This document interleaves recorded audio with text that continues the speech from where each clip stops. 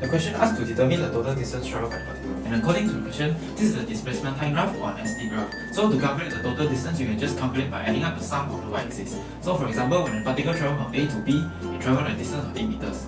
And because distance is a scalar quantity, so it doesn't have direction. And therefore, when the particle travels from B to C, it travels a distance of 12 meters. And from C to D is a distance of 6 meters. So you can get the total distance to 26 meters. The keyword of the question is slowest, or in other words, which segment has the lowest velocity. So when the particle travels from A to B, you can calculate velocity by just calculating the gradient of the graph. So when the particle travels from A to B, it travels a velocity of 2 meters per second, and from B to C, negative 3 meters per second, and C to D, 3 meters per second.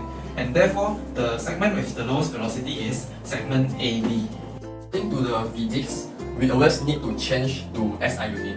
As you know, 100 km per h, we need to change it to become meter per second. So 100 km per h, we can change it to 27.78 meter per second.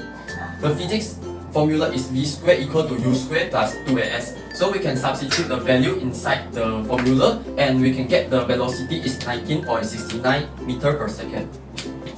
In the question number 2, to avoid the car to hit the count, the velocity must become 0 meter per second.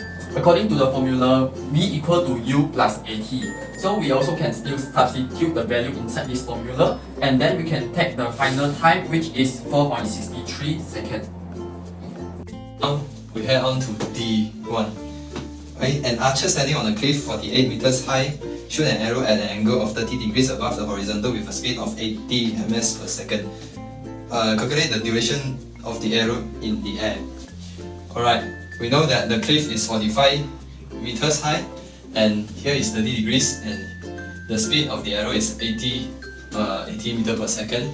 And we list down all those values here. A equals to negative 9.81 as this is the gravitational acceleration, and according to this formula we can substitute all those values inside, and after factorizing we got the value of 9.27 seconds, and we have a negative time here but we can ignore that because we can't turn back time.